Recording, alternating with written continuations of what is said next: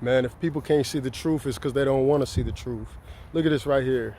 I got the shade and then I got the light. And they're meeting right here. And that's what's happening right now in America. The darkness, all right, and the light are kind of just facing off for the soul of America. And one of the things the Lord spoke to me this morning, it's kind of like, look at this. I stand in the shade and it's cool, but the temperature has changed. And it's almost like America, kind of like with Jonah, has been under a tree and we've been shaded for quite some time now. We've been protected. But there's other countries where the religions are not Christian. It's not a Christian nation, so the politics affect Christians in those countries, and they're being persecuted. They're being stoned. They're being killed. They can't read Bibles. And what the Lord showed me is there's a group that is rising in America, and they've been rising for a while, gaining little ground, right? But it's like we've stepped out from under the shade, and now I can feel the heat. And some people are so blind spiritually that they cannot identify, okay, that there's been a shift, that there's been a change, that there's a war between dark and light, all right? There's a war going on for territory. The enemy's trying to set up his kingdom. He's trying to come against your children. It started with little things, right? Because anybody who knows anything about the history of America, they say, okay, I can't just completely do away with Christianity, but there's people who are atheists. We had this Democratic woman.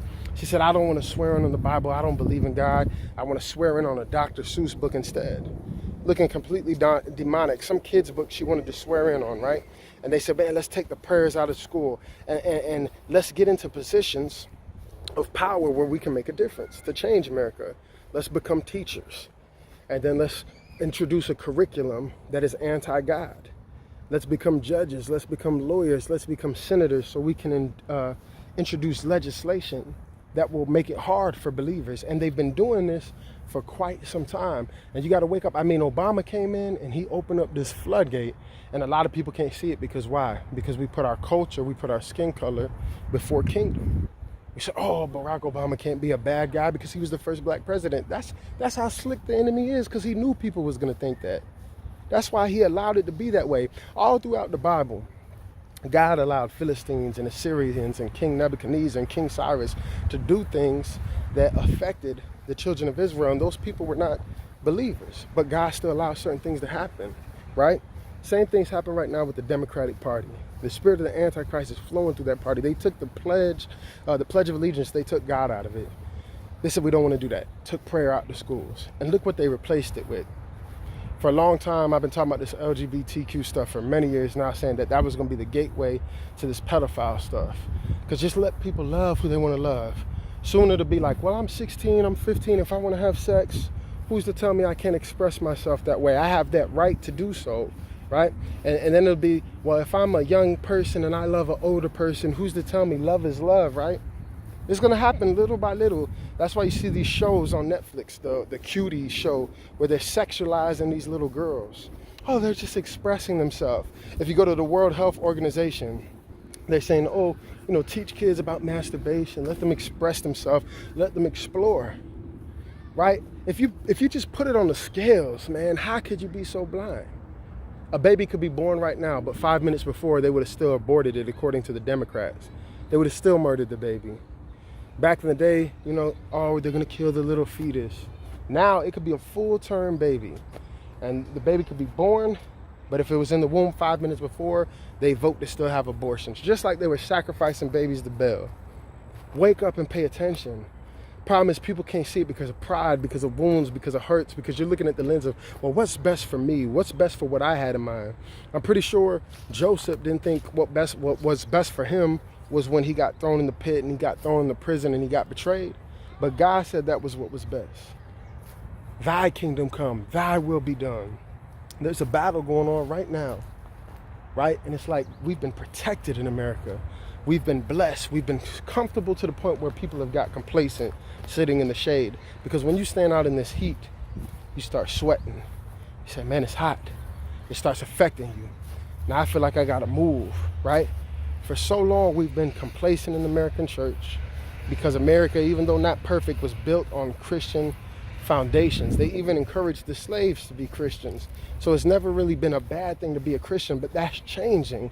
We see it in what they're teaching, and they don't even teach evolutionist theory no more. They teach it as a fact in these schools and these colleges. Why? Why are they so desperate? Because they want nothing to do with God. They want to take God out of everything. And no matter how you look at it, which party is the one taking God out of the Pledge of Allegiance?